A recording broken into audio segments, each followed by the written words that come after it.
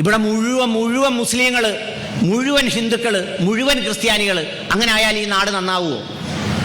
അങ്ങനെ നന്നാവാനാണെങ്കിൽ നമ്മുടെ കുടുംബത്തിനകത്ത് അടിയുണ്ടാവരുതല്ലോ. നമ്മുടെ കുടുംബത്തിൽ 5 മക്കളും അച്ഛനും അമ്മയുണ്ട്. അതിനകത്ത് എന്തായാലും ഹിന്ദുവോ മുസ്ലിമോ ക്രിസ്ത്യാനിയോ ഒരെണ്ണവല്ലേ ഉള്ളൂ. എന്നിട്ട് എന്തിനാ എല്ലാവരും കൂടെ തല തല്ലി പൊട്ടിക്കുന്നത്? ഹിന്ദുവിൻ്റെ ശത്രു മുസ്ലിമല്ല, മുസ്ലിമിൻ്റെ ശത്രു ഹിന്ദു അല്ല, ഇവരുടെ രണ്ടുപേരെ ശത്രു ക്രിസ്ത്യാനിയല്ല. മുസ്ലിമിൻ്റെ ശത്രു കപട മുസ്ലിമാ, കള്ള മുസ്ലിമാ. ഹിന്ദുവിൻ്റെ ശത്രു കപട ഹിന്ദുവാ. യഥാർത്ഥ ഹിന്ദുത്വത്തിൻ്റെ ധാർമ്മികത, അതിൻ്റെ സഹിഷ്ണുത, അതിൻ്റെ വിശാലത ഉൾക്കൊള്ളാൻ കഴിയാത്തവരാ. അതിലെ ദൈവത്തിൻ്റെ ഏത് മതത്തിലായിക്കോട്ടെ, ഹിന്ദു മതത്തിലായിക്കോട്ടെ, ഇസ്ലാം മതത്തിലായിക്കോട്ടെ, ക്രൈസ്തവ മതത്തിലായിക്കോട്ടെ, അവിടെ നിൽക്കുന്നവർ അവരവരുടെ ആത്മാവിനുള്ളിൽ ഭക്തിയുണ്ടോ എന്ന് സ്വയം അന്വേഷിക്കണം. നമ്മൾ എത്ര നീതിപൂർവ്വം മനുഷ്യരോട് പെരുമാറുന്നുണ്ടെന്ന് അന്വേഷിക്കണം.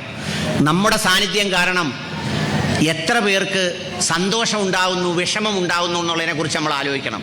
ഈ പടിഞ്ഞാറുള്ള പൊന്മനയിലെ ഈ കടൽ എത്രയോ മനുഷ്യരുടെ ചിതാഭസ്മം ഏറ്റുവാങ്ങിയിട്ടുണ്ട്. അതിൽ കറുത്തവനും വെളുത്തവനുമുണ്ട്, കുടിലിൽ കിടന്നവനും കൊട്ടാരത്തിൽ കിടന്നവനുമുണ്ട്, സമ്പന്നനും ദരിദ്രനുമുണ്ട്. പക്ഷേ അവനെല്ലാം ഒറ്റ മേൽവിലാസത്തിലാണ് അറിയപ്പെടുന്നത്: പരേതൻ, മരണപ്പെട്ടു പോയവൻ. യഥാർത്ഥത്തിൽ നമ്മൾ ജീവിച്ചിരിക്കുന്നത് ജീവിക്കുന്ന മനുഷ്യരുടെ ലോകത്തിലല്ല, മരിച്ചവരുടെ മനുഷ്യരുടെ മേലെയാണ്. അമ്മയെ ഓർത്തപ്പോഴാണ് കരയുന്നത്. ബലിയിടാൻ തോർത്തുമായി കടൽ തീരത്ത് പോയിട്ട് തിരിച്ചു വരുമ്പോൾ എല്ലാ മനുഷ്യരുടെയും കണ്ണുകൾ നിറഞ്ഞിരിക്കുന്നത് കാണാറുണ്ട്. പക്ഷെ ജീവിച്ചിരിക്കുമ്പോൾ ആ അമ്മയ്ക്ക് ഒരു മിഠായി വാങ്ങിക്കൊടുക്കാൻ നമുക്ക് കഴിഞ്ഞാൽ, ഒരു എന്തെങ്കിലും ഒരു മധുരം വാങ്ങിക്കൊടുക്കാൻ കഴിഞ്ഞാൽ, എന്നിട്ട് പല്ലില്ലാത്ത ആ മോണ കാട്ടി ചിരിക്കുമ്പോൾ അത് നോക്കി ഇരിക്കാൻ നമുക്ക് ഭാഗ്യം കിട്ടുമെങ്കിൽ ആ നിമിഷമാണ് ഏറ്റവും ഭാഗ്യത്തിൻ്റെ നിമിഷം. കാട്ടിൽ മേക്കതിൽ ശ്രീദേവി ക്ഷേത്രത്തിലെ വൃശ്ചികോത്സവവുമായി ബന്ധപ്പെട്ട് നടത്തുന്ന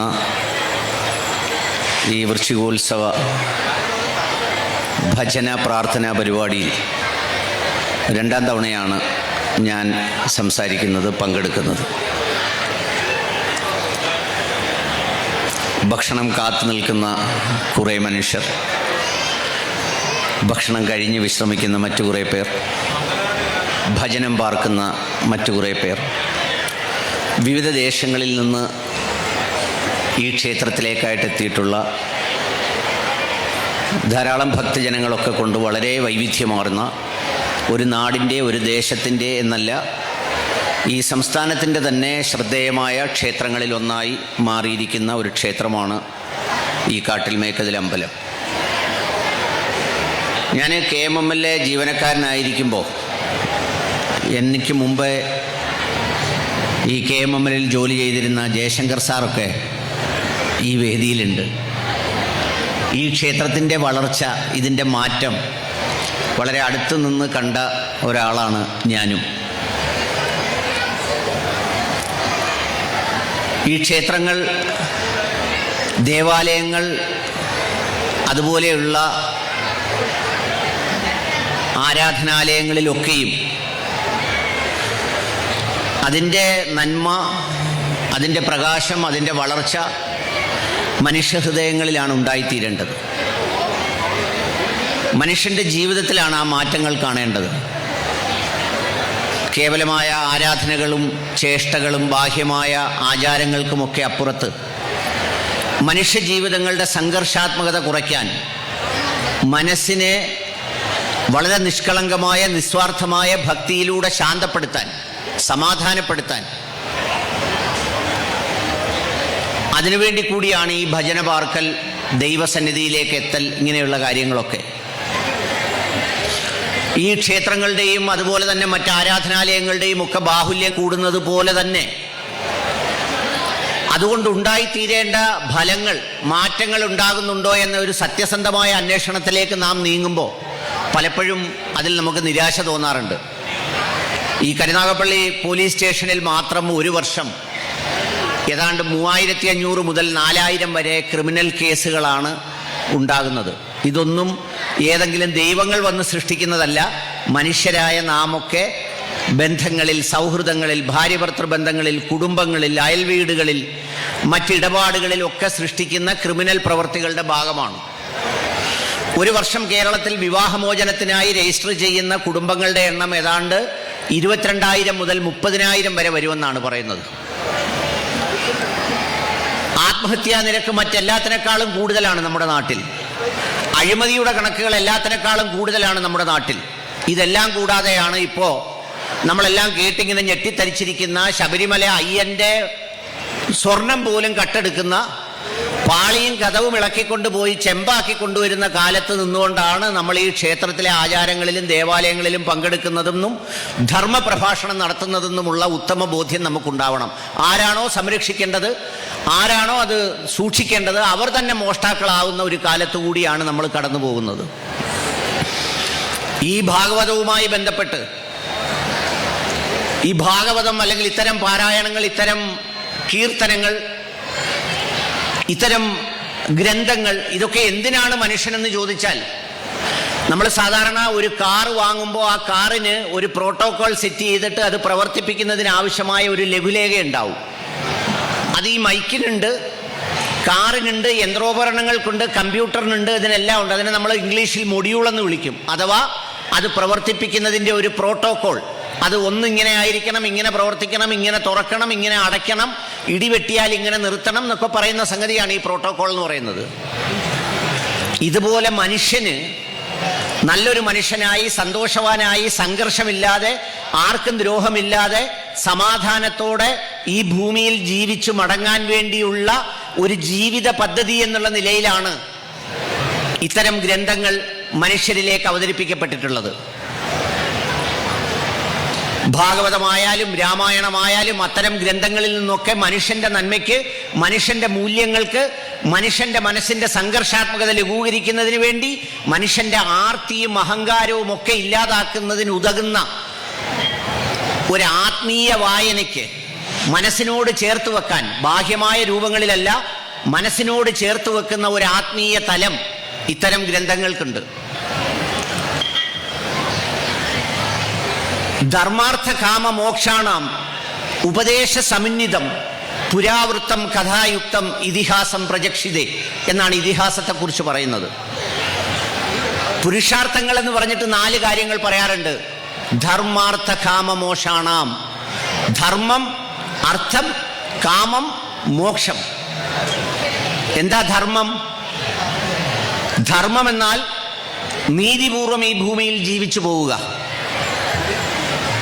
എല്ലാവരോടും നീതി കാണിക്കുക, മനുഷ്യരോടാകെയും നീതി കാണിക്കുക, അങ്ങനെ നീതിപൂർവം ഈ ഭൂമിയിൽ ജീവിക്കുക. എവിടെയാണ് നീതി? കുടിലുകളിൽ ഭജനം പാർക്കുന്ന ഭക്തരുണ്ട്, എന്നെ കേൾക്കുന്നവരുണ്ട്. നമ്മുടെ ജീവിതത്തിൽ, നമ്മുടെ ബന്ധങ്ങളിൽ, നമ്മുടെ മരുമക്കളോട്, നമ്മുടെ മക്കളോട്, നമ്മുടെ അയൽക്കാരോട് എവിടെയാണ് നീതിയുണ്ടത്? ധർമ്മം ആചരിച്ച് ജീവിക്കാനാണ് സത്യം വദ ധർമ്മം ചര എന്ന് പറയുന്നത്. നമ്മൾ ഓരോരുത്തരും ഈ പ്രസംഗം കേൾക്കുമ്പോൾ ഈ ആൾക്കൂട്ടത്തിൽ ഒരു സംഗീതാത്മകമായ താളമോ കുറച്ച് ശ്ലോകങ്ങളോ കുറച്ച് സംസ്കൃതമോ അല്ല നമ്മളെ ആകർഷിക്കേണ്ടത്. മറിച്ച് ഈ പറയുന്ന കാര്യങ്ങളിലെ സത്തയാണ്, അതിൻ്റെ കണ്ടന്റാണ്, അതിൻ്റെ യഥാർത്ഥ എസൻസാണ്. ധർമ്മം ഈ ഭൂമിയിൽ നീതിപൂർവം ജീവിച്ചു മടങ്ങുന്നതിനാണ് ധർമ്മം പാലിക്കുക എന്ന് പറഞ്ഞാൽ. എല്ലാത്തിനോടും ധർമ്മമുണ്ട്. മണ്ണിനോടുണ്ട്, പ്രകൃതിയോടുണ്ട്, മനുഷ്യനോടുണ്ട്, ബന്ധങ്ങളോടുണ്ട്, സ്നേഹബന്ധങ്ങളോടുണ്ട്, നമ്മുടെ ചുമതലകളോടുണ്ട്, നമ്മുടെ ഔദ്യോഗിക തൊഴിലുകളോടുണ്ട്, നമ്മുടെ ആരാധനാലയങ്ങളോടുണ്ട്. ഇതെല്ലാം മനുഷ്യന്റെ ധർമ്മത്തിന്റെ വിവിധ വശങ്ങളാണ്. ധർമ്മം, ഈ ധർമ്മം പാലിക്കുമ്പോൾ അതിൻ്റെ രണ്ടാമത്തത് എന്താ? ധർമാർത്ഥം, അർത്ഥം. എന്താണ് അർത്ഥം? സാധാരണ നമ്മൾ പാഠപുസ്തകങ്ങളിൽ പഠിക്കുന്ന മീനിങ് എന്ന് പറയുന്ന ആ അർത്ഥമല്ല, മറിച്ച് സമ്പത്ത്, സമ്പാദിക്കുക. ആ സമ്പാദിക്കുന്നതിൽ ധർമ്മം സൂക്ഷിച്ച് സമ്പാദിക്കുക. ഒരാൾ കാട്ടിലമ്പലത്തിൽ വരുന്നു, എനിക്ക് ഒരുപാട് കടമുണ്ട്, പ്രയാസമുണ്ട്, ബുദ്ധിമുട്ടുണ്ട്, ഇവിടെ മണി കെട്ടുന്നു, തിരിച്ചിങ്ങനെ നടന്നു പോകുമ്പോൾ ഒരു പൊതിക്കകത്ത് കുറച്ച് കാശ് കിടക്കുന്നു. നമ്മുടെ ഒരു ചിന്ത എന്താ? അയ്യോ, കാട്ടിൽ ദേവി എത്രയോ ശക്തിയുള്ള ദേവിയാ, ഞാൻ മണി കെട്ടിയിട്ട് വന്നപ്പോഴേ നോട്ട് കെട്ട് താണ്ട് എൻ്റെ മുന്നിൽ കിടക്കുന്നു. അല്ല, അത് വല്ലവൻ്റെ മുതലാ, അതുകൊണ്ട് കൊടുക്കണം. കടം തീർക്കാൻ ഇവിടെ മണി കെട്ടിക്കഴിഞ്ഞ് പുറത്തേക്ക് ഇറങ്ങുമ്പോൾ താഴെ കിടക്കുന്ന കാശ് എൻ്റേതാണെന്ന് വിശ്വസിക്കുന്ന ആ സമ്പാദനമല്ല. ദേവാലയങ്ങൾ കൈകാര്യം ചെയ്യുമ്പോൾ അയ്യൻ അറിയില്ല, ശബരിമല അയ്യപ്പൻ അറിയില്ല. അതുകൊണ്ട് ഇവിടെ എന്തിനാ സ്വർണം, ഇവിടെ ചെമ്പ് മതി, പിത്തള മതി എന്ന് തീരുമാനിക്കുന്ന കള്ളം, അതിലൂടെ സമ്പാദിക്കുന്ന ധനം, അത് അപകടമാണ്. ധർമ്മം പാലിച്ചു വേണം അർത്ഥത്തെ കൈകാര്യം ചെയ്യാൻ, സമ്പത്തിനെ കൈകാര്യം ചെയ്യാൻ. അല്ലാത്തത് വിട്ടുകളയണം. എല്ലാ ദിവസവും ഞാൻ രാവിലെ നടക്കാൻ പോകുമ്പോൾ എൻ്റെ അടുത്ത് പുലിയംകുളങ്ങര ക്ഷേത്രം എന്ന് പറയുന്നൊരു ക്ഷേത്രമുണ്ട്. അവിടെ രാവിലെ റെക്കോർഡ് ഇടാറുണ്ട്. ആ റെക്കോർഡിൽ ജ്ഞാനപ്പാനെ ഇങ്ങനെ കേൾക്കാം, പൂന്താനത്തിൻ്റെ കണ്ടു കണ്ടങ്ങിരിക്കും ജനത്തിന്. എല്ലാവരും കേൾക്കുന്നുണ്ട്. നമ്മളൊന്നും കേൾക്കുന്നതിനൊരു കുറവുമില്ല.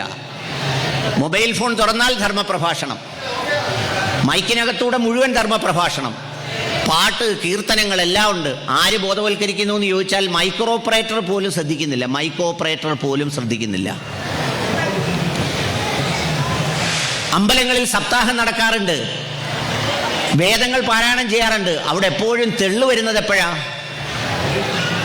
ഉച്ചയ്ക്കാ, അന്നദാനത്തിൻ്റെ സമയത്താ. ബാക്കി എല്ലാ സമയത്തും അവിടെ പാടിക്കൊണ്ടിരിക്കുക. ആർക്കു വേണ്ടിയാ പാടുന്നത്?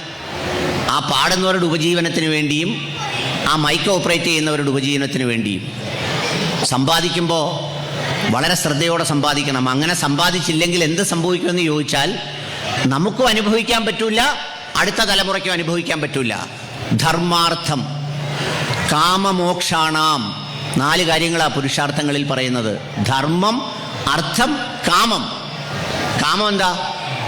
കാമം കേവല ലൈംഗിക വികാരം മാത്രമല്ല കാമം എന്ന് പറയുന്നത്, അല്ലെങ്കിൽ അതിനെയല്ല ഉദ്ദേശിക്കുന്നത്. നമ്മുടെ പഞ്ചേന്ദ്രിയങ്ങൾ കൊണ്ട് അനുഭവിച്ചറിയുന്ന ചുറ്റുപാട്, പ്രകൃതി. നമ്മളെ ഏറ്റവും കൂടുതൽ കബളിപ്പിക്കുന്നത് നമ്മുടെ പഞ്ചേന്ദ്രിയങ്ങളാണ്. കാണുന്നതിൽ സൗന്ദര്യം തോന്നും, കേൾക്കുന്നതിൽ ഇഷ്ടം തോന്നും, കാണുന്നത് കാശാണെന്നറിയുമ്പോൾ ആഗ്രഹം തോന്നും, കേൾക്കുന്നത് ആരുടെയെങ്കിലും കൊതിയും നുണയുമാണെന്ന് കേൾക്കുമ്പോൾ വലിയ സന്തോഷം തോന്നും. എന്നാൽ ഇച്ചിരൂടെ പറഞ്ഞോളാൻ പറയും. അമ്മായി അമ്മ അങ്ങോട്ട് പോകാനിരിക്കുക, അയൽ വീട്ടുകാരും മരുമോളുടെ അടുത്ത് പറഞ്ഞു കൊടുക്കാൻ അമ്മായി അമ്മയുടെ കുറ്റം, ഭയങ്കര സന്തോഷം. ഏതെങ്കിലും മരുമക്കളുടെ ബന്ധുക്കൾ വന്ന് അമ്മായി അമ്മയോട് ഈ മരുമക്കളുടെ കുറ്റം പറഞ്ഞു കൊടുത്താൽ എന്തോ ഒരു സന്തോഷം. എന്താ? നമ്മുടെ പഞ്ചേന്ദ്രിയങ്ങളാണ് നമ്മളെ ഏറ്റവും കൂടുതൽ കബളിപ്പിക്കപ്പെടുന്നത്. അപ്പം എന്താ വേണ്ടത്? ധർമ്മം പാലിച്ചു വേണം അർത്ഥം സമ്പാദിക്കാൻ, ധർമ്മം പാലിച്ചു വേണം ധനം സമ്പാദിക്കാൻ. പിന്നെയോ നമ്മുടെ ഈ പഞ്ചേന്ദ്രിയങ്ങളുടെ ആ ഉപയോഗം, അതിൻ്റെ പ്രയോഗം, അതിലും വേണം ധർമ്മം. ഇതെല്ലാം സാധ്യമാകുമ്പോൾ നമ്മൾ എന്തായിത്തീരുന്നു? നമുക്ക് മോക്ഷം കൈവരുന്നു, നമ്മുടെ മനസ്സ് ശുദ്ധമാകുന്നു. നമ്മളിപ്പോൾ ഇവിടെ ഭജന ഇരിക്കുന്നു 12 ദിവസം. ഈ ഭജനം ഇരുന്ന് നമ്മൾ മടങ്ങിപ്പോകുമ്പോൾ നമ്മുടെ മനസ്സിൽ ഒരു സമാധാനം, ഒരു സ്വസ്ഥത, ഒരു ശാന്തി, ഒരു പുതിയ മനുഷ്യനായി തീരാനുള്ള ആഗ്രഹം, അത്രയുമെങ്കിലും നമുക്കുണ്ടായില്ലെങ്കിൽ വെറുതെ വന്ന് നമ്മൾ സമയം കളഞ്ഞിട്ട് പോകുന്നതിന് തുല്യമാണിത്. ഈ ഭക്തി എന്ന് പറയുന്ന വാക്കുണ്ടല്ലോ, അതിന്ന് ഏറ്റവും വലിയ വിൽപ്പന ചരക്കാണ്. ഈ ധർമാർത്ഥ കാമ മോക്ഷാണാം ഉപദേശ സമന്വിതം പുരാവൃത്തം കഥായുക്തം ഇതിഹാസം പ്രദക്ഷിതേ എന്ന് പറയുന്നത്, ഇതിഹാസങ്ങളൊക്കെയും മനുഷ്യന് കഥകളിലൂടെ, ചരിത്രങ്ങളിലൂടെയൊക്കെ ഈ ധർമാർത്ഥ കാമ മോക്ഷമാണ് പറഞ്ഞു കൊടുക്കുന്നത്. അതാണ് നമ്മൾ ഉൾക്കൊള്ളേണ്ടത്, അതാണ് നമ്മൾ പഠിക്കേണ്ടത്. ഈ ഭക്തി ഇന്ന് പലതരത്തിലുള്ള ഭക്തിയുണ്ട്. കച്ചവട ഭക്തിയുണ്ട്, കച്ചവട ഭക്തി. അതായത് ശബരിമലയ്ക്ക് പോകുന്ന സാധനങ്ങൾ വിൽക്കുന്ന കടയിൽ നിൽക്കുന്ന ആളുകൾ ഒരു കറുത്ത വസ്ത്രം ധരിച്ച് ദേഹം മുഴുവൻ കുറിയൊക്കെ തൊട്ട് നിൽക്കും. എന്തിനാ? കണ്ടാൽ ഞാനൊരു വലിയ അയ്യപ്പ ഭക്തനാണെന്ന് തോന്നണം, എല്ലാവരും എൻ്റെ കടയിൽ നിന്ന് ഈ സാധനം വാങ്ങണം, ഈ വാങ്ങുന്നവൻ്റെ കരളും കൂമ്പും കിഡ്നിയും എല്ലാം കണ്ടിച്ചെടുക്കുന്ന പോലത്തെ വിലയിട്ട് ഞാൻ സാധനം വിൽക്കും. ഇത് കച്ചവട ഭക്തി. പിന്നെ പ്രകടന ഭക്തിയുണ്ട്. ചിലർ നേരം വെളുത്താൽ രാവിലെ മുതൽ ദൈവമേ ദൈവമേ, പള്ളിയിൽ പോകുന്നവരാണെങ്കിൽ പള്ളിയിൽ അങ്ങ് കമന്ന് കിടക്കുക. രാത്രി പള്ളി അടയ്ക്കുമ്പോൾ പുള്ളിയെ പിടിച്ച് പൊക്കിയിട്ടാണ് പള്ളി അടയ്ക്കുന്നത്. പക്ഷേ അവൻ്റെ അടുത്ത് അടുക്കാനൊക്കത്തില്ല. അവൻ നടന്നു പോകുന്ന വഴിയിലൂടെ നടന്നു പോയാൽ കറണ്ട് അടിച്ച് വീഴുന്ന പോലെ മറിഞ്ഞു വീണങ്ങ് മരിക്കും. ഞാനിതൊക്കെ പറയുമ്പോൾ ചിലർ ചിരിക്കുന്നുണ്ട്. കാരണം അവർക്ക് ഓർമ്മ വരുന്നുണ്ട്, ഇത് ഞങ്ങളുടെ അമ്മാവനാണല്ലോ, ഇത് ഞങ്ങളുടെ കൊച്ചച്ഛനാണല്ലോ, ഇത് ഞങ്ങളുടെ അപ്പച്ചേപ്പനാണല്ലോ, ഇത് ഞങ്ങളുടെ അയലത്തുള്ള ആളാണല്ലോ. കച്ചവട ഭക്തി, പ്രകടന ഭക്തി. പിന്നെ കപടഭക്തി. കപടഭക്തി നമ്മളിപ്പോൾ കണ്ടില്ലേ, ശബരിമലയിലെ പോറ്റിയുടെ ഭക്തി. പോറ്റി ഈ സാധനം മോഷ്ടിച്ച് എല്ലാ വീടുകളിലും കൊണ്ടുവന്ന് കാശുള്ളവർക്ക് വീട്ടിൽ വെച്ച് പൂജ നടത്തി കൊടുത്ത്. സിനിമാ നടൻ ജയറാമിനൊക്കെ വീട്ടിൽ വെച്ച് നടത്തി കൊടുത്തു. നിങ്ങൾ ശബരിമല വരെ വന്ന് ഇടിക്കണ്ട, അതിൻ്റെ തുക എനിക്ക് തന്നാൽ മതി. എന്ത് ഭക്തിയാ? യഥാർത്ഥത്തിൽ മനുഷ്യന് ഈ പറയുന്ന ഭാഗവതം കേട്ടും രാമായണം കേട്ടും ഭജനം ഇരുന്നും ഉണ്ടാകേണ്ടത് നിഷ്കളങ്കമായ ഭക്തിയാണ്. നിഷ്കളങ്കമായ ഭക്തി. ആ നിഷ്കളങ്കമായ ഭക്തി എന്താ? ആ നിഷ്കളങ്കമായ ഭക്തി വളരെ വ്യത്യസ്തമാണ്. അദ്വിഷ്ട സർവഭൂതാനാം മൈത്രേ കരുണ സർവജ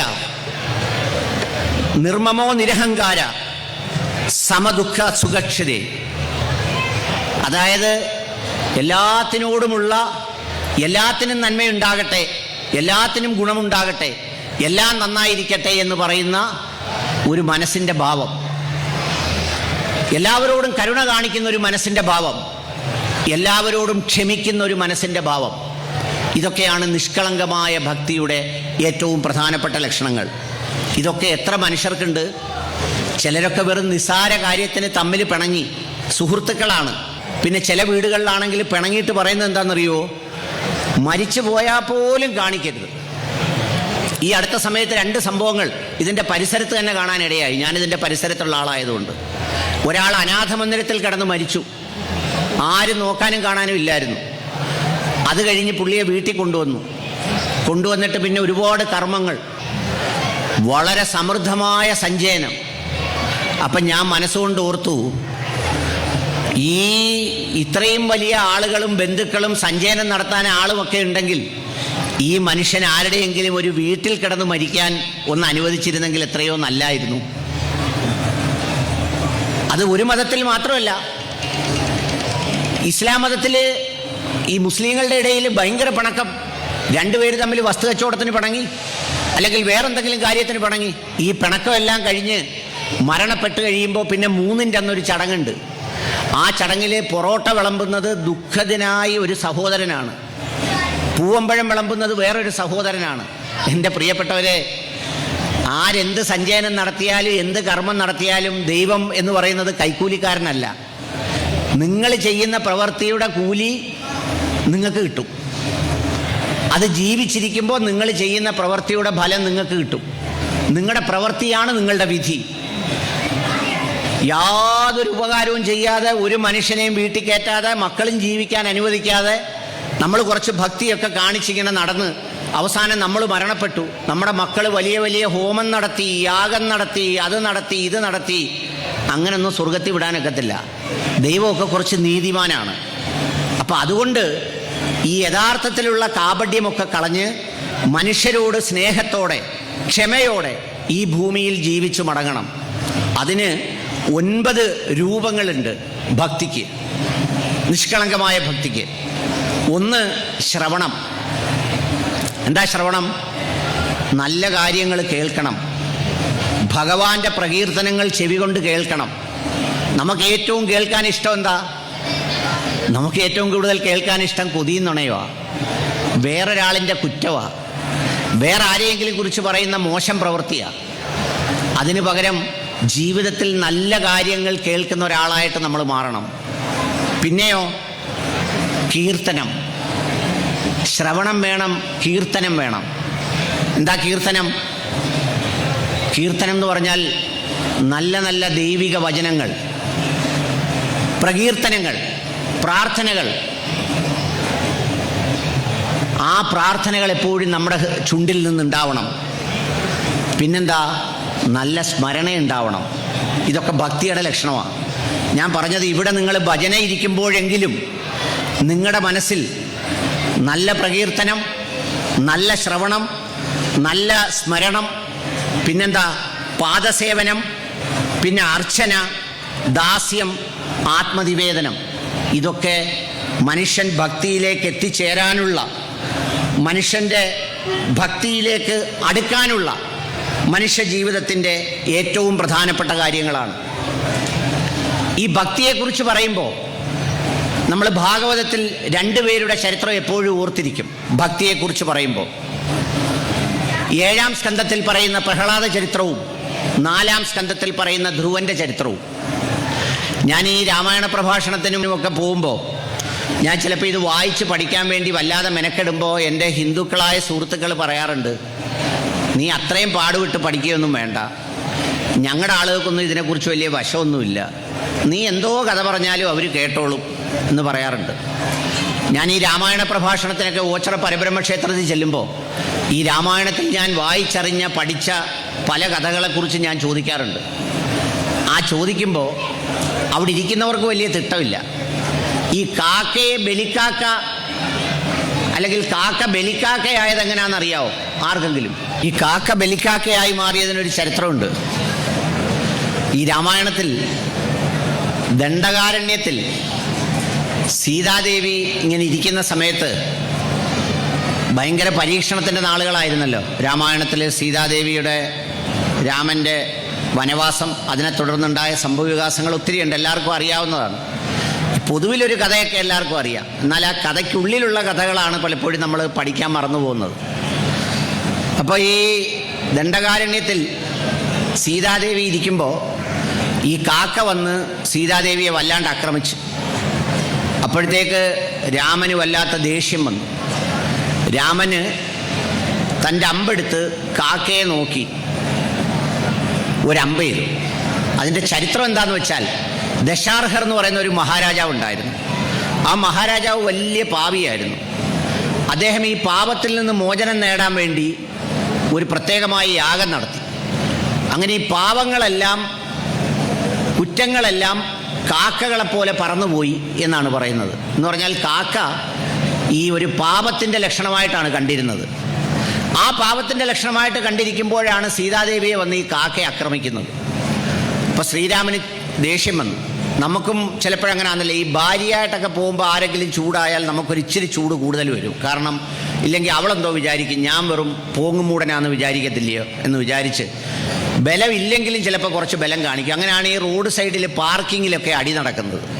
ഈ ഭാര്യ നിൽക്കുമ്പോൾ വേറൊരാൾ ചീത്ത വിളിക്കുമ്പോഴത്തേക്ക് അവനങ്ങ് 2-3 ആളായിട്ട് മാറും. ഈ മനസ്സില്ലെങ്കിലും ചിലർ ചാടി വീണ് അടിയും വാങ്ങിച്ച് പെണ്ണുമ്പിള്ളയുടെ മുമ്പിൽ താഴെ വീഴുന്നുണ്ട്.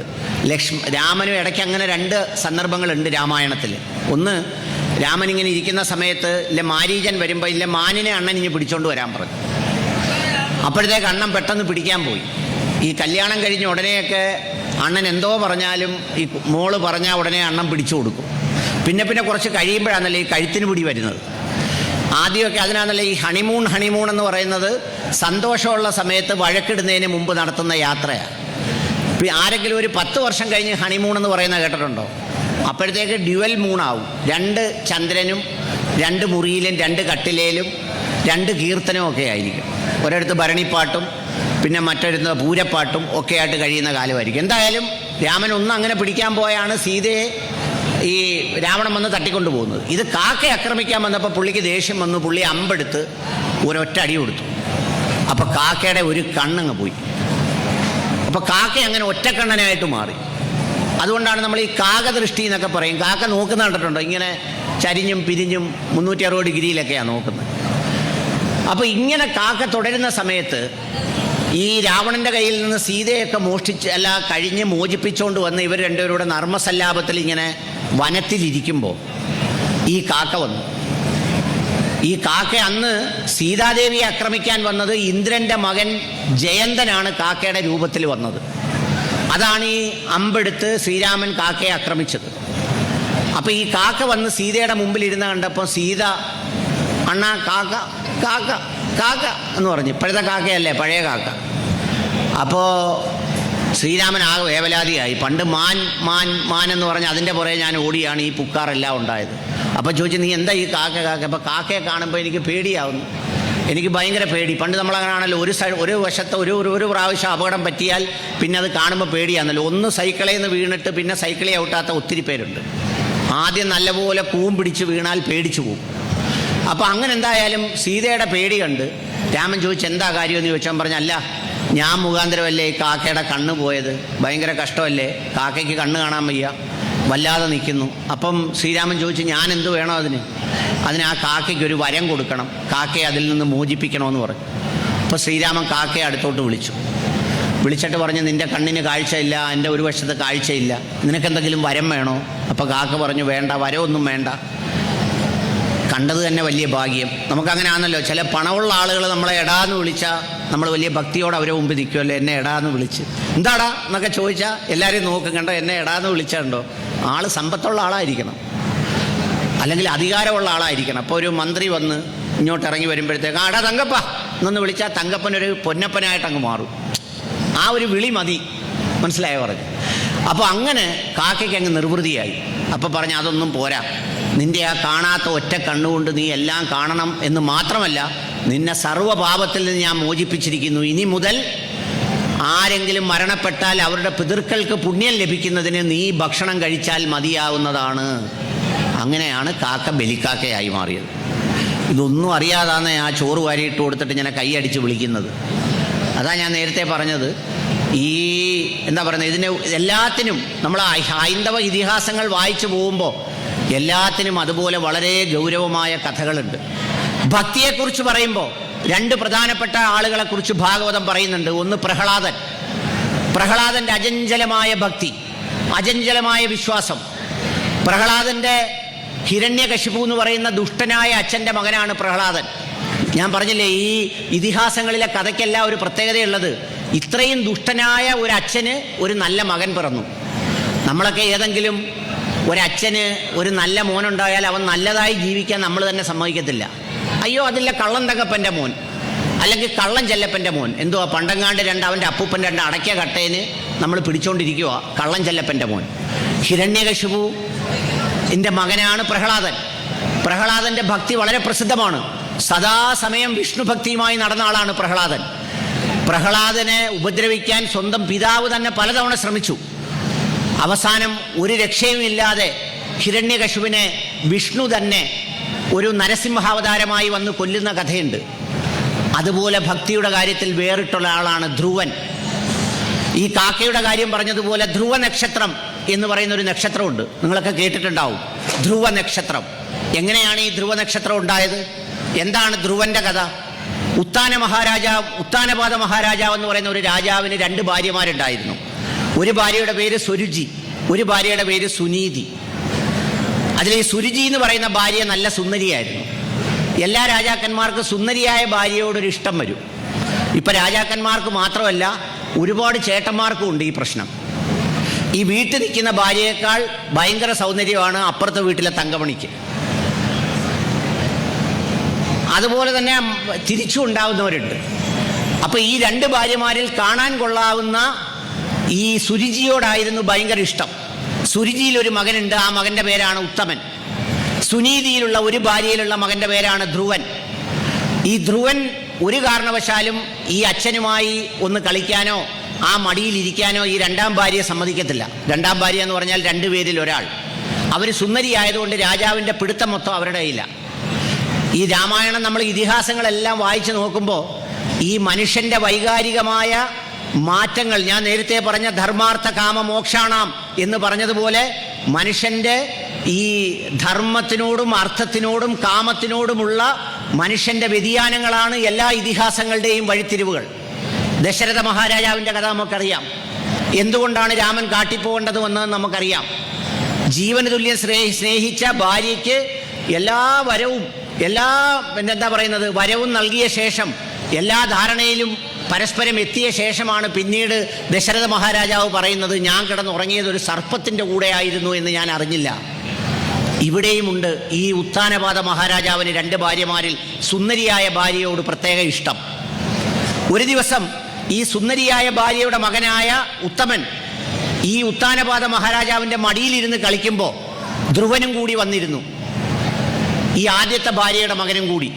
അപ്പം ഈ സുന്ദരിയായ ഭാര്യ ഈ മകനെ മടിയിൽ നിന്ന് ആട്ടി ഓടിച്ചിട്ട് പറഞ്ഞു, നിനക്കിരിക്കാനുള്ള യോഗ്യതയില്ല, അതിന് നീ നല്ല ഗർഭത്തിൽ ജനിക്കണം, എന്നെപ്പോലുള്ള സുന്ദരിയായ ഭാര്യയുടെ ഗർഭത്തിൽ ജനിക്കണം, എങ്കിൽ മാത്രമേ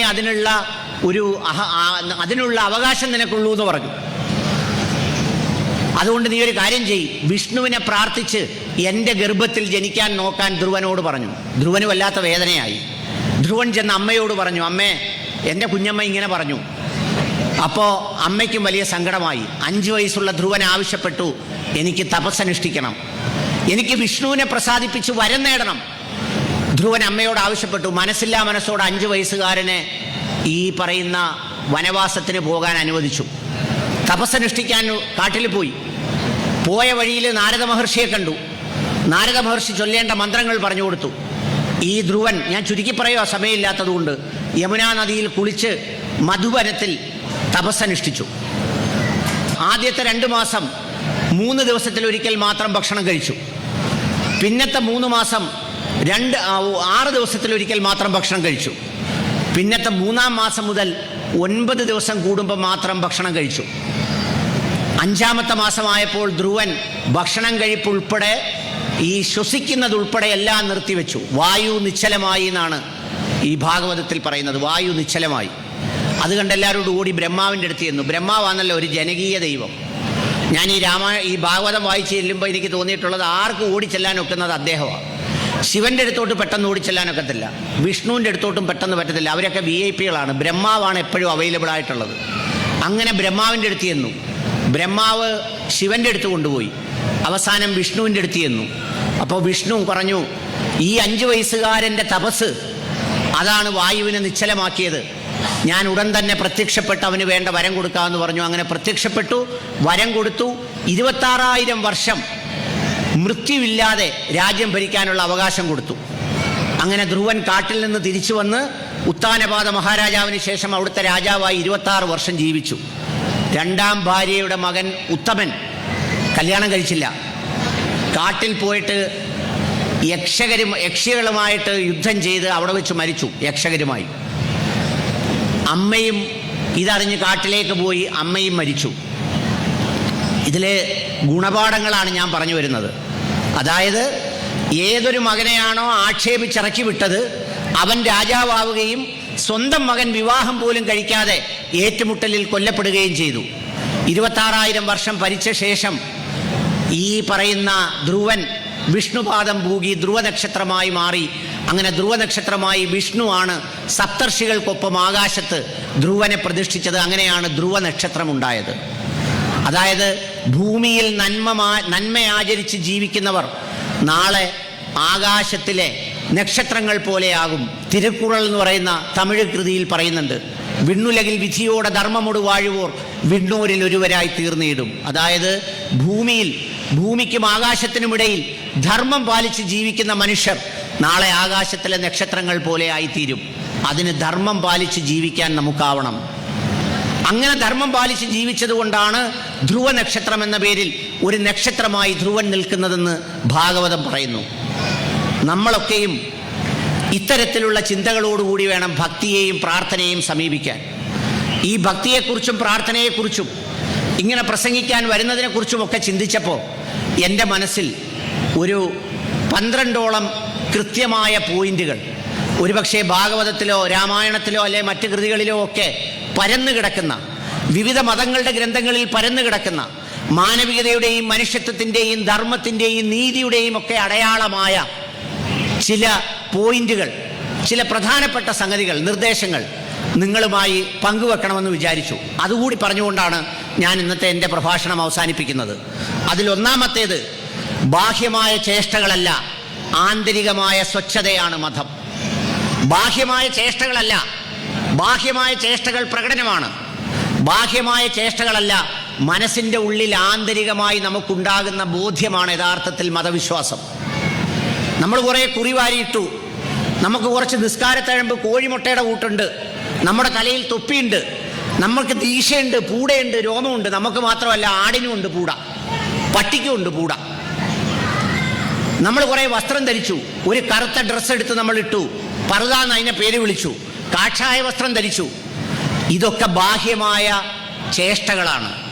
ഈ ബാഹ്യമായ ചേഷ്ടകൾ കൊണ്ട് ആന്തരികമായ സമാധാനം ഉണ്ടാവില്ല. മനുഷ്യൻ്റെ ഉള്ളിൽ ആന്തരികമായ സമാധാനമാണ് ഉണ്ടാകേണ്ടത്. അതുണ്ടാകണമെങ്കിൽ എന്ത് വേണം? ഭൗതിക വസ്തുക്കളോടുള്ള ഒരു സമീപനം മാറണം. ബാഹ്യ ചേഷ്ടകൾ വെച്ച് നോക്കിയാൽ എല്ലാവർക്കും ഒരുപാട് മതമുണ്ട്. നിങ്ങൾ ഏത് അമ്പലത്തിൽ നോക്കൂ, ഏത് പള്ളിയിൽ നോക്കൂ, എന്തെല്ലാം ആചാരങ്ങൾ, എന്തെല്ലാം അനുഷ്ഠാനങ്ങൾ, എന്തെല്ലാം സംഗതികളാണ് കാണുന്നത്. പക്ഷേ മനസ്സിൻ്റെ ഉള്ളിൽ മതത്തിൻ്റെ മൂല്യം, അതിൻ്റെ സ്നേഹം, അതിൻ്റെ സന്തോഷം, അതിൻ്റെ നീതി, അതിൻ്റെ ധർമ്മമുണ്ടെങ്കിൽ മാത്രമേ മനസ്സിന് സമാധാനമുള്ളൂ. അതാണ് യഥാർത്ഥ മതം. അല്ലാത്തതെല്ലാം കളിപ്പിക്കലാണ്. അങ്ങനെ യഥാർത്ഥ മതമുള്ള ഒരാളിന് വേറൊരു മതക്കാരനോട് പകയും വിദ്വേഷവും തോന്നൂല, അവന് വെറുപ്പ് തോന്നൂല. അവൻ, ഞാൻ നേരത്തെ പറഞ്ഞതുപോലെ, ധർമ്മം ആചരിച്ച് ജീവിക്കുന്നവനായിരിക്കും. അതിനാണ് അവനവൻ്റെ ഉള്ളിലേക്ക് നോക്കേണ്ടത്. ശ്രീനാരായണ ഗുരുദേവൻ എന്തിനാണ് ആത്മോപദേശ ശതകം എഴുതിയത്? എന്തിനാണ് ആത്മോപദേശ ശതകം എഴുതിയത്? ആത്മാവിനോട് ഉപദേശിക്കാനാണ്, സ്വന്തം ആത്മാവിനോട്, അന്യനെ ഉപദേശിക്കാനല്ല. നമുക്കെല്ലാവർക്കും ഉള്ള സ്ഥിതി എന്താ? അന്യന്റെ കാര്യത്തിൽ നമ്മൾ മാർക്കിടും. ഓ, അവള് കപടഭക്തി, അവൾ അമ്പലവാസി, അവൾ പള്ളിക്കുറ്റി. നമ്മളോ? നമ്മൾ മുതുപള്ളിക്കുറ്റി, നമ്മൾ മുതു അമ്പലവാസി. നമ്മുടെ ഉള്ളിൽ എന്തുണ്ട്? നമ്മുടെ ഉള്ളിൽ ഈ ബാഹ്യമായ ചേഷ്ടകളല്ലാതെ എനിക്കിപ്പോൾ ഒരു മുസ്ലിയാർ വേഷം ധരിക്കുന്നതിന് ഒരു പാടുമില്ല, വളരെ പെട്ടെന്ന് ധരിക്കാം. നിങ്ങൾക്കൊരു സ്വാമിയാവണമെങ്കിൽ നിങ്ങൾ ചിലപ്പോൾ പറയത്തില്ലയോ? അങ്ങനെ വരുമ്പോൾ എന്താണെന്നറിയാമോ? നമ്മുടെ നാട്ടിലൊക്കെ ചെല്ല വിളിക്കുന്ന ഒരു പേരുണ്ട്, ഷെയ്ത്താൻ സ്വാമി, ഷെയ്ത്താൻ മുസ്ലിയാർ എന്നൊക്കെ. കാരണം കയ്യിലിരിക്കുന്നത് ഷെയ്ത്താൻ്റെ പണിയാണ്, സാത്താൻ്റെ പണി. പക്ഷേ രൂപം മുസ്ലിയാരുടെ രൂപമാണ്, സ്വാമിയുടെ രൂപമാണ്. പോറ്റി എന്നാ പേര്. എനിക്ക് ചിരി വന്നു. ശബരിമലയിൽ സ്വർണം മോഷിച്ച പോറ്റിയോട് ഉച്ചയ്ക്ക് ആഹാരത്തിന് എന്തോ കഴിക്കാൻ വേണമെന്ന് ചോദിച്ചപ്പോൾ പറഞ്ഞ് നോൺ വെജിറ്റേറിയൻ ഒന്നും വേണ്ട, തൈര് മതിയെന്ന്. എന്ന് പറഞ്ഞാൽ അതിലുണ്ട് ഭക്തി, പക്ഷേ മോഷ്ടിച്ചതിൽ ഭക്തിയില്ല. അപ്പം അതുകൊണ്ട് ശ്രീനാരായണ ഗുരുദേവൻ ആത്മോപദേശ ശതകം എഴുതിയതും, ശ്രീനാരായണ ഗുരുദേവൻ അവനവൻ്റെ ആത്മാവിനുള്ളിലേക്ക് നോക്കാൻ പറഞ്ഞതും, അവനവൻ്റെ ആത്മാവിനെ തിരിച്ചറിയാൻ പറഞ്ഞതുമെല്ലാം ഇതിനു വേണ്ടിയിട്ടാണ്. നമ്മുടെ അകത്തുള്ള കിതാബാണ് കിതാബ്.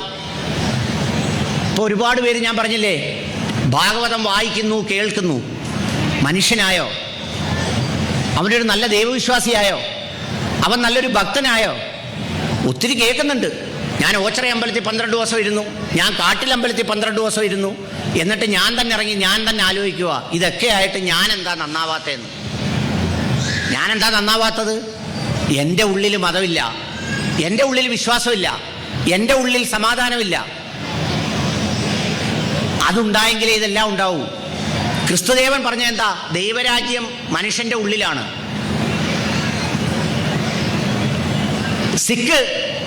സിഖ് മതത്തിൻ്റെ ഉപജ്ഞാതാവ് പറഞ്ഞ എന്താ? ദൈവത്തിലേക്കുള്ള പാലമാണ് ആചാരങ്ങൾ, അത് ദൈവത്തിലേക്ക് എത്തുന്നതാവണം. അപ്പം അതുകൊണ്ട് മനുഷ്യൻ്റെ ഉള്ളിൽ മതമുണ്ടാകണം, അതിനെ അന്വേഷിക്കണം. അതാണ് ഒന്നാമത്തെ പോയിന്റ്. രണ്ടാമത്തെ പോയിന്റ് എന്താണെന്നറിയാവോ? വായിക്കുന്നതല്ല, അനുഭവിക്കുന്നതാണ് യഥാർത്ഥത്തിൽ നമ്മുടെ ഉള്ളിൽ നിറയുന്നത്. വായിക്കുന്നത് ഒത്തിരി വായിക്കുന്നുണ്ട് നമ്മൾ സാറിനെ കളിയാക്കി പറയുമല്ലോ, രാമായണം വായിച്ചു, കുറേ നേരം കേട്ടോണ്ടിരുന്നു, ഇതെല്ലാം കഴിഞ്ഞിട്ട് അവസാനം ലക്ഷ്മണനും രാമനും തമ്മിലുള്ള ബന്ധം എന്തുവാന്ന് ചോദിച്ചാൽ നമുക്ക് അറിഞ്ഞുകൂടാ. പക്ഷേ അന്നദാന ആ പെരയിലെ ഭക്ഷണം നല്ലതാണെന്ന് നമുക്കറിയാം. എന്താ കാര്യം? അത് ഹൃദയം കൊണ്ട് അനുഭവിച്ച് കഴിച്ചു, മറ്റേത് ഹൃദയം കൊണ്ട് അനുഭവിക്കുന്നില്ല. അതുകൊണ്ട് നമ്മൾ വായിക്കുന്നതല്ല നമ്മുടെ മനസ്സിലുള്ളത്, നമ്മൾ അനുഭവിക്കുന്നതാണ്. അതുകൊണ്ട് എൻ്റെ പ്രിയപ്പെട്ട കാട്ടിൽമേക്കൽ അമ്പലത്തിലെ ഭക്തജനങ്ങളോട് പറയാനുള്ളത്, നിങ്ങളിവിടെ ഇരിക്കുമ്പോൾ ദൈവിക സാന്നിധ്യം നിങ്ങൾ ഹൃദയത്തിൽ അനുഭവിക്കണം. നിങ്ങൾക്ക് ഇത്രയേറെ ജീവിതം തന്നു, നിങ്ങളുടെ കൈകാലുകൾക്ക് ചലനം തന്നു, നിങ്ങൾക്ക് ഈ വർഷവും ഇവിടെ ഭജന ഇരിക്കാൻ വരാൻ കഴിഞ്ഞു, നിങ്ങളിവിടെ എത്തിച്ചേരാൻ കഴിഞ്ഞു. ആ എത്തിച്ചേരാൻ കഴിഞ്ഞിട്ടും നിങ്ങൾ ഏത് മതത്തിലോ ജാതിയിലോ വർഗത്തിലോ വർണ്ണത്തിലോ പെട്ടവരാകട്ടെ, നിങ്ങൾ സത്യസന്ധമായി നിങ്ങളുടെ ആത്മാവിനുള്ളിലേക്ക് നിങ്ങളുടെ വിശ്വാസത്തെ വലിച്ചെടുക്കണം. ഇവിടെ മുഴുവൻ മുസ്ലിങ്ങൾ, മുഴുവൻ ഹിന്ദുക്കൾ, മുഴുവൻ ക്രിസ്ത്യാനികൾ, അങ്ങനെ ആയാൽ ഈ നാട് നന്നാവുമോ? അങ്ങനെ നന്നാവാനാണെങ്കിൽ നമ്മുടെ കുടുംബത്തിനകത്ത് അടിയുണ്ടാവരുതല്ലോ. നമ്മുടെ കുടുംബത്തിൽ 5 മക്കളും അച്ഛനും അമ്മയുണ്ട്, അതിനകത്ത് എന്തായാലും ഹിന്ദുവോ മുസ്ലിമോ ക്രിസ്ത്യാനിയോ ഒരെണ്ണവല്ലേ ഉള്ളൂ. എന്നിട്ട് എന്തിനാ എല്ലാവരും കൂടെ തലതല്ലി പൊട്ടിക്കുന്നത്? എന്തിനാ തലതല്ലി പൊട്ടിക്കുന്നത്? ഇവിടെ ഭജന ഇരിക്കുന്നു, ഈ ഭജനക്കുടിലിൽ ഒരു കുടിലിരിക്കുന്ന ആളിന് അടുത്ത കുടിലിരിക്കുന്നവരോട് സ്നേഹത്തെ ഒന്ന് സംസാരിക്കാനും ഇടപെടാനും സ്നേഹവർത്തമാനം പറയാനും കഴിയുന്നില്ലെങ്കിൽ നമ്മുടെ ഭക്തി എന്താ? നമ്മുടെ ഭക്തി കപടഭക്തിയാണ്. അപ്പം അതുകൊണ്ട് രണ്ടാമത്തെ കാര്യം, വായിക്കുന്നതല്ല, അനുഭവിക്കുന്നതാണ് യഥാർത്ഥത്തിലുള്ള ഭക്തി. ആ അനുഭവത്തിലൂടെയാണ് നമ്മൾ പലതും പഠിക്കുന്നത്. നമ്മൾ ചിലപ്പോൾ പറയൂലേ, എനിക്ക് മറക്കാനൊക്കത്തില്ല, പണ്ടെന്നെ അങ്ങനെ ചെയ്ത ഒരു കൊച്ചച്ഛനുണ്ട്, പണ്ടെന്നെ ഇറക്കി വിട്ട ഒരാളുണ്ട്, എനിക്ക് മറക്കാനൊക്കത്തില്ല. അത് വായിച്ചതല്ല, അനുഭവിച്ചതാണ്. അപ്പം അതുകൊണ്ട് ദൈവികത അനുഭവിക്കാൻ നമ്മൾ പഠിക്കണം. മൂന്നാമത്തത് എന്താണെന്നറിയോ? ദൈവത്തെ അറിയിക്കേണ്ടതില്ല, അറിയുന്നവനാണ് ദൈവം. ഇപ്പം നമ്മളെല്ലാം ദൈവത്തെ അറിയിക്കുന്ന ആളുകളാണ്. ഓരോരോ ഹരഹര എന്നും പറഞ്ഞ് നമ്മൾ ഉറക്കെ വിളിച്ചോണ്ട് പോകും. എന്നിട്ടോ ഈ വിളി അങ്ങോട്ട് തീർന്നു കഴിയുമ്പോൾ പിന്നെ അയലത്തുകാരനാ ഹരഹരോ ഹരഹര എന്ന് വിളിക്കുന്നത്. എന്തിനാണെന്നറിയാവോ? നമ്മുടെ ശല്യത്തിൽ നിന്ന് രക്ഷപ്പെടാൻ വേണ്ടി, ഈ കാലനൊന്ന് മുരുങ്ങണേന്നും പറഞ്ഞു നമ്മൾ അറിയിക്കുവാങ്ങ്.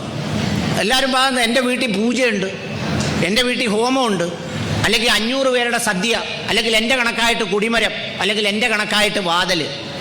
എന്തിനാ ദൈവത്തിനെ ഇങ്ങനെ അറിയിക്കുന്നത്? ദൈവം ഹൃദയത്തിൽ അറിയുന്നവനാണ്. കൽബിനുള്ളിലാണ് ദൈവം. എൻ്റെ പ്രവൃത്തി എന്താണ്, ഞാനിവിടെ നിന്ന് പ്രസംഗിക്കുമ്പോൾ എൻ്റെ ആഗ്രഹം എന്താണ്, എൻ്റെ ലക്ഷ്യം എന്താണ്? നിങ്ങളെ കബളിപ്പിക്കലാണോ, നിങ്ങളെ വഞ്ചിക്കലാണോ, നിങ്ങളുടെ പോക്കറ്റിലിരിക്കുന്ന കാശ് അടിച്ചെടുക്കലാണോ എൻ്റെ ലക്ഷ്യം? അതെൻ്റെ ഹൃദയത്തിൽ നോക്കിയാണ് എൻ്റെ ദൈവം തീരുമാനിക്കുന്നത്. ആ ഹൃദയം ശുദ്ധമാണോ?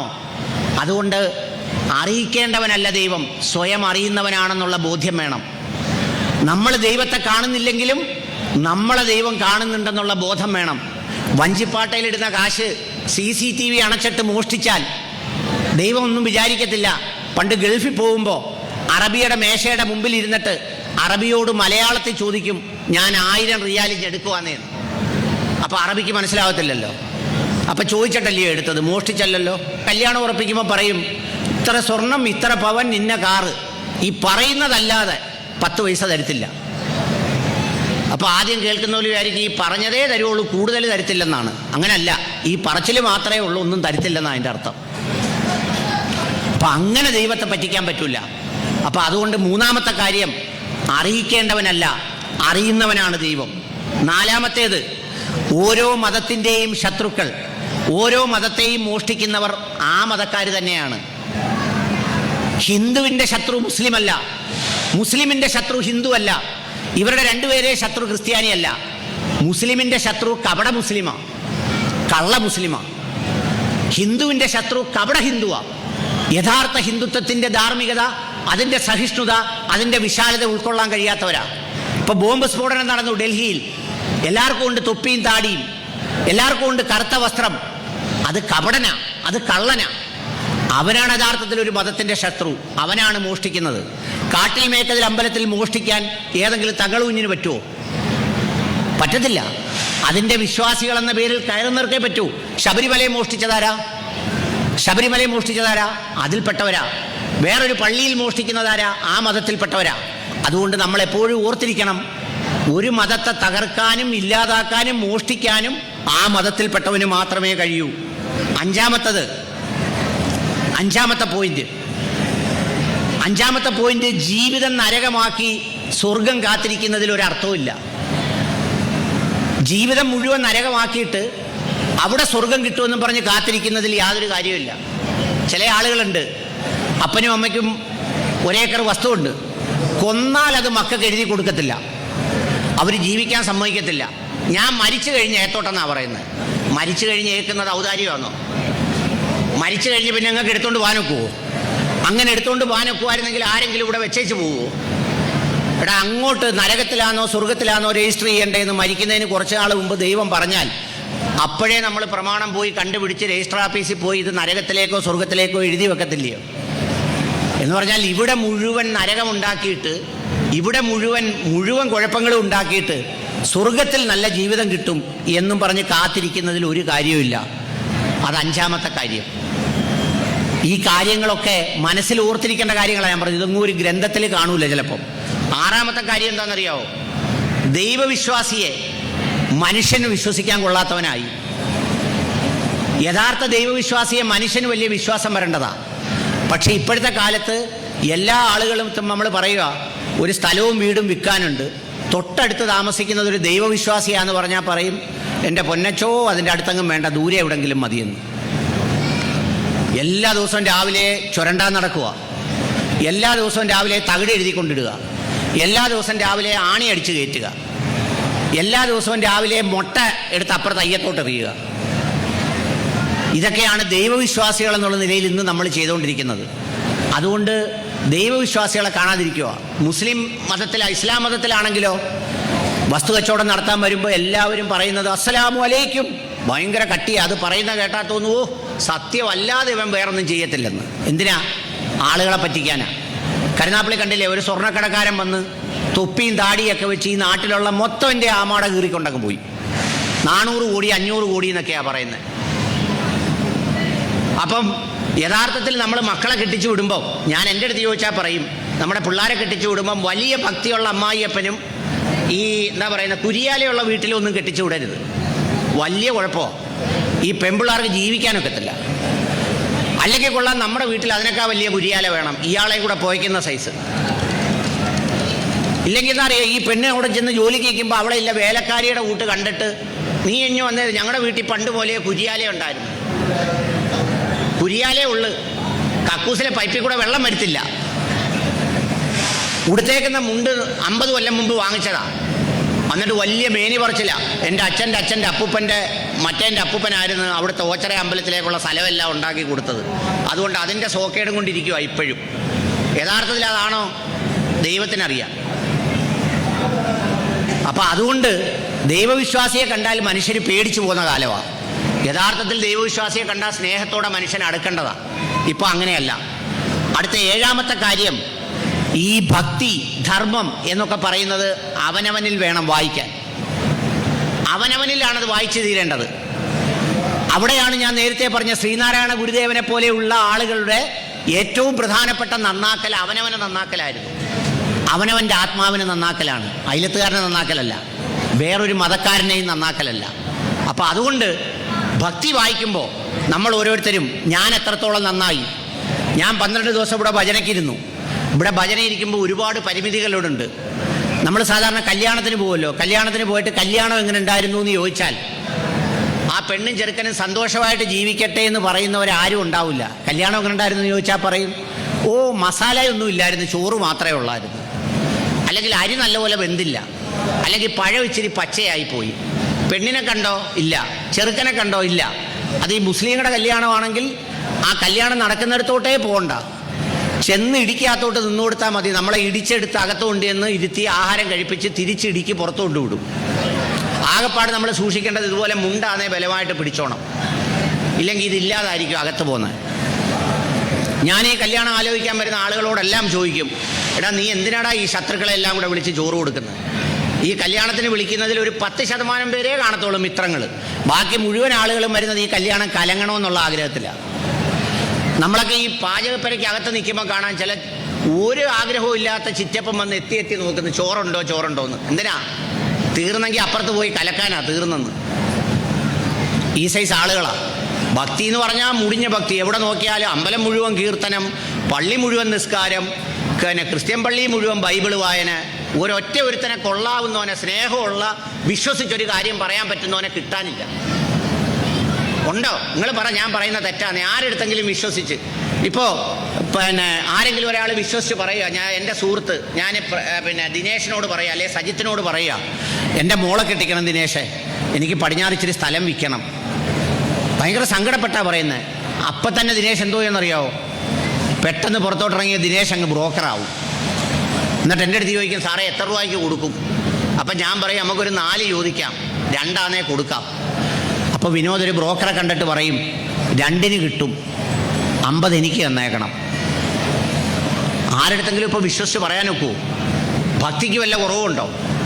ഇനി അടുത്ത പ്രാവശ്യം ഒരു അമ്പലത്തിൽ വിളിക്കുമെന്ന് എനിക്ക് അറിഞ്ഞുകൂടാ. ഇഷ്ടംപോലെ അമ്പലങ്ങളും പ്രാർത്ഥനകളും ചടങ്ങുകളും, എല്ലാ അമ്പലത്തിലും ഇപ്പോൾ പൊങ്കാലയുണ്ട്, എല്ലാ അമ്പലത്തിലും എല്ലാ ചടങ്ങും ഉണ്ട്.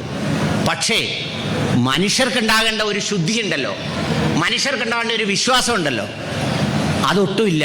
ഈ ധർമ്മം എന്നൊക്കെ നിങ്ങൾ പറയുമ്പോൾ നിങ്ങൾ വിചാരിക്കരുത് രാമായണത്തിലെ മഹാഭാരതത്തിലെയൊക്കെ വലിയ ധർമ്മം ഞങ്ങളെങ്ങനെയാണ് ചെയ്യുന്നതെന്ന്.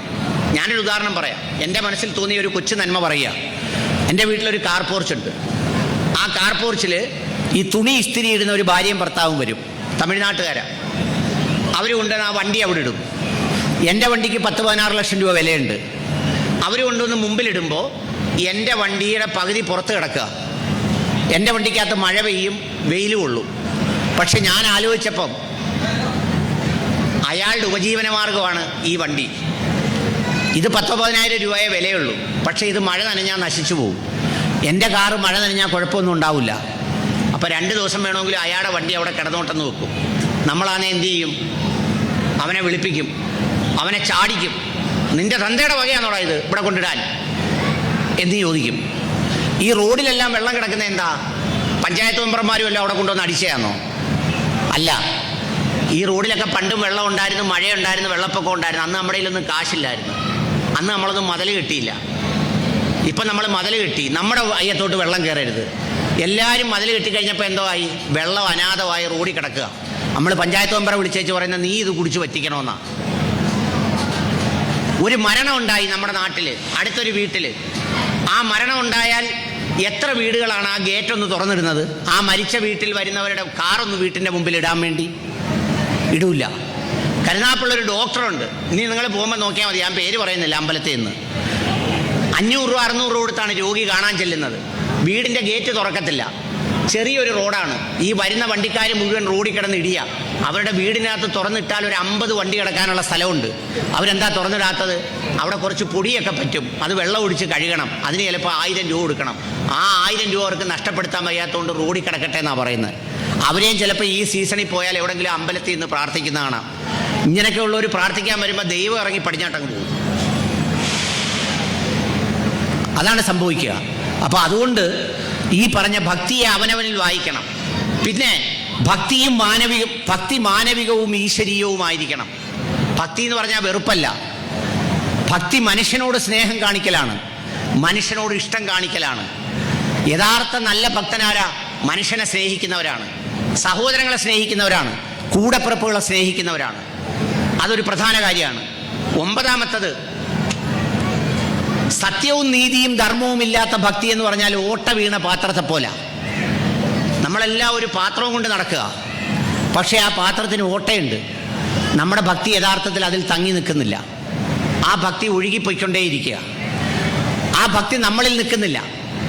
അപ്പം അതുകൊണ്ട് ഈ പറയുന്ന അവനവനെ നന്നാക്കുന്ന, അവനവനെ വായിക്കുന്ന, അവനവനെ മനസ്സിലാക്കുന്ന, അവനവനെ തിരിച്ചറിയുന്ന ഏറ്റവും പ്രധാനപ്പെട്ട ഈ ഭക്തിയെക്കുറിച്ചാണ് നമ്മൾ യഥാർത്ഥത്തിൽ മനസ്സിലാക്കേണ്ടത്. അതിലെ ദൈവത്തിൻ്റെ ഏത് മതത്തിലായിക്കോട്ടെ, ഹിന്ദു മതത്തിലായിക്കോട്ടെ, ഇസ്ലാം മതത്തിലായിക്കോട്ടെ, ക്രൈസ്തവ മതത്തിലായിക്കോട്ടെ, അവിടെ നിൽക്കുന്നവർ അവരവരുടെ ആത്മാവിനുള്ളിൽ ഭക്തിയുണ്ടോ എന്ന് സ്വയം അന്വേഷിക്കണം. നമ്മൾ എത്ര നീതിപൂർവ്വം മനുഷ്യരോട് പെരുമാറുന്നുണ്ടെന്ന് അന്വേഷിക്കണം. നമ്മുടെ സാന്നിധ്യം കാരണം എത്ര പേർക്ക് സന്തോഷം ഉണ്ടാകുന്നു, വിഷമം ഉണ്ടാകുന്നു എന്നുള്ളതിനെക്കുറിച്ച് നമ്മൾ ആലോചിക്കണം. ഈ അടുത്ത സമയത്ത് 90 വയസ്സുള്ള ഒരു അമ്മ രാത്രി 1:30 മണിക്ക് മരിച്ചെന്നും പറഞ്ഞ് മക്കളെല്ലാം കൂടെ ഈ മുഖവും കെട്ടി കയ്യും കാലും എല്ലാം കെട്ടി. ഇച്ചിരി കഴിഞ്ഞപ്പോൾ അമ്മ അനങ്ങി. സംഗതി അമ്മയുടെ ശീലങ്ങൾ ബാക്കി വായിച്ച് നോക്കിയപ്പോൾ പ്രത്യേകത എന്താണെന്നറിയാവോ? അമ്മുമ്മ രാത്രി 6 മണിക്ക് ഉറങ്ങും, എന്നിട്ട് 1 മണിയാകുമ്പോൾ ഉണരും. എല്ലാ മരുമക്കളെയും വിളിച്ചുണർത്തിയിട്ട് കാപ്പി ഇട്ട് തരാൻ പറയും. അങ്ങനെയുള്ള ഒരു അമ്മുമ്മ ആയതുകൊണ്ട് 12 മണിയായപ്പോൾ അമ്മുമ്മയുടെ ശ്വാസം ഇച്ചിരി ഒന്ന് കുറഞ്ഞെന്ന് തോന്നിയപ്പോൾ മരുമക്കളെല്ലാം കൂടെ താടി അങ്ങ് കിട്ടി. അവർക്ക് ഉറങ്ങണ്ടായ രാത്രി 1 മണിയാകുമ്പം വിളിച്ചുണർത്തിയാൽ എങ്ങനെ? അവർ വിചാരിച്ചാൽ ഇതോടുകൂടി കച്ചവടം തീർന്നു, ഇനി നമുക്ക് പതുക്കെ പൊതിഞ്ഞ് അങ്ങോട്ട് വെക്കാം. നിങ്ങളൊക്കെ വിചാരിക്കുന്നത് എന്തോ, ഈ ലോകത്ത് നമ്മളൊക്കെ മരിച്ചവരെ ഓർത്ത് കരയും. 2 കഥയും കൂടെ പറഞ്ഞ് ഞാൻ നിർത്തിയേക്കാം. മരിച്ചവരെ ഓർത്ത് കരയും, പക്ഷേ ഈ ഭൂമിയിൽ മരിച്ചവരെല്ലാം കൂടെ തിരിച്ചു വന്നാലുള്ള അവസ്ഥ എന്തോന്ന് ആലോചിച്ചു. നമ്മൾ ഓടിച്ചിട്ട് അടിച്ചു കൊല്ലും അവരെ. ഇപ്പോൾ KMM മരിച്ചവരുടെ ജോലി വാങ്ങിച്ച് മക്കൾ സുഖമായിട്ട് ജീവിക്കുന്നു. അപ്പോൾ ഒരു ദിവസം രാവിലെ കാട്ടിൽ അമ്പലത്തിൽ ഇരിക്കുന്ന ആ മരിച്ച ആൾ എന്നിട്ട് പറയാം, എൻ്റെ ജോലി ഇഞ്ഞ് തിരിച്ചു കാടാം. കൊടുക്കുമോ? ഈ ഭർത്താവിനെ മരിച്ചു കൊണ്ടുപോകുമ്പോൾ ഭാര്യ കരയുമല്ലോ, എൻ്റെ ചേട്ടനെ കൊണ്ടുപോകല്ലേ, എൻ്റെ ചേട്ടനെ കൊണ്ടുപോകല്ലേ എന്ന് പറഞ്ഞു. അപ്പോൾ ഈ കൊണ്ടുപോകുന്ന ബോഡി തിരിച്ച് കൊണ്ടുവന്നിട്ട് പറയും, എന്നാൽ ഒരു കാര്യം ചെയ്യും, നീയൂടെ വാ, അതിൻ്റെ അടുത്തൊരു കുഴി ഒഴിവുണ്ട്, നിന്നെയും കൂടെ കൊണ്ടുപോകാമെന്ന് പറഞ്ഞാൽ ആ കരച്ചിൽ നിർത്തിയിട്ട് ഭാര്യ പിന്നെ എങ്ങനെ കരയുമെന്നറിയാവോ? കൊണ്ടുപോയിക്കോ, പെട്ടെന്ന് കൊണ്ടുപോയിക്കോ, എളുപ്പം അങ്ങ് കൊണ്ടുപോയിക്കോ. ഇപ്പോൾ ഇവിടെ കാട്ടിലമ്പലത്തിൽ ഭജന ഇരിക്കാൻ വരുന്നു ഒരാൾ പ്രാർത്ഥിച്ച്, ദൈവമേ ഭജന ഇരിക്കുന്ന നേരത്ത് നല്ല പ്രാർത്ഥനയുടെ സമയത്ത് എന്നെ മരിപ്പിക്കണേ. ദൈവം കേട്ട് ഈ ഭജനപ്പരയിൽ ഇരിക്കുമ്പോൾ രാത്രി വന്ന് ചോദിക്കുക, നീ എപ്പോഴും പ്രാർത്ഥിക്കുന്നതല്ലയോ, ഇപ്പം ഇനി പിടിക്കട്ടെ. എന്തുവാ ദൈവമേ കാണിക്കുന്നത്? അങ്ങനെ പറഞ്ഞെന്നും പറഞ്ഞ് ഇപ്പം പിടിക്കാനാണോ പറഞ്ഞത്? 10-15 കൊല്ലം കഴിഞ്ഞ് പിടിച്ചാൽ മതി, പിടിക്കുമ്പോൾ അങ്ങനെ പിടിക്കണേന്നാണ് പറഞ്ഞത്. ഇത്രയൊക്കെ ഉള്ളൂ നമ്മുടെ ഈ വിശ്വാസത്തിൻ്റെ ബലം എന്ന് പറയുന്നത്. അപ്പം അതുകൊണ്ട് എൻ്റെ പ്രിയപ്പെട്ട ഭക്തജനങ്ങളോട് പറയാനുള്ളത്, ഞാൻ ഈ നേരത്തെ പറഞ്ഞതുപോലെ നമ്മളെ കൊണ്ടൊരു ശല്യം ഉണ്ടാവരുത്. നമ്മൾ ഈ ഭൂമിയിൽ ജീവിച്ച് സന്തോഷത്തോടെ യാത്രയായി പോകുമ്പോൾ വേറൊരാൾക്കൊരു പ്രയാസം ഉണ്ടാവരുത്. നമ്മളെ കൊണ്ട് ഉപകാരമേ ഉണ്ടാവുള്ളൂ. നിങ്ങൾ ഈ പ്രസംഗിക്കുന്നവരെ ഒന്നും കേൾക്കണ്ട. ഈ കഴിഞ്ഞ ദിവസങ്ങളിലൊക്കെ നിങ്ങളെല്ലാവരും ഇപ്പം മൊബൈൽ ഉപയോഗിക്കുന്നവരാണല്ലോ. ഒരു ഭാര്യയും ഭർത്താവും കൂടെ ഒരുപാട് ആളുകളെ നന്നാക്കുന്ന വീഡിയോ ഒക്കെ ചെയ്യുന്ന ആളുകളായിരുന്നു. അവസാനം അവർ തമ്മിൽ തലയ്ക്ക് കുപ്പിയെടുത്തടിച്ച് അങ്ങോട്ടും ഇങ്ങോട്ടും ആശുപത്രിയിലായി, പിന്നെ കേസും വഴക്കും നടന്നുകൊണ്ടിരിക്കുക.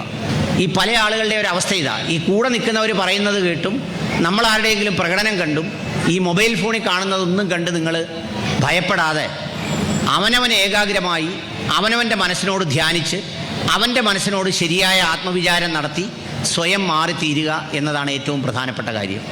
ഇത്രയും ദിവസം ഇവിടെ ചെലവഴിച്ചിരിക്കുമ്പോൾ അങ്ങനെ ഒരു മാറ്റം ഏതെങ്കിലും ഒരു കാര്യത്തിൽ നിങ്ങൾക്കുണ്ടാകുന്നെങ്കിൽ അതാണ് ഏറ്റവും പ്രധാനപ്പെട്ടത്.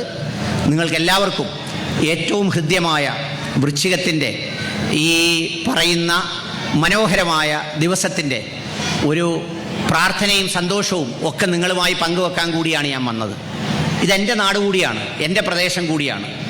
നമ്മൾ പലപ്പോഴും പല മനുഷ്യരെയും നോക്കുമ്പോൾ ഭയങ്കരമായ വേദനയുണ്ട്. പല കുടുംബങ്ങളിലും സാഹോദര്യ ബന്ധം ഒട്ടുമില്ലാത്ത സ്ഥിതിയുണ്ട്. സഹോദരന്മാർ തമ്മിൽ വലിയ ശത്രുത, വലിയ പിണക്കം. പക്ഷേ ദേവാലയങ്ങളിലെല്ലാം വലിയ ആചാരം, അനുഷ്ഠാനങ്ങൾ, പ്രാർത്ഥനകൾ ഒക്കെ നടക്കുന്നു. ഈ അമ്പലത്തിലും പള്ളിയിലും ഒക്കെ പോകുന്ന ആളുകളുടെ മുഖത്ത് നോക്കൂ.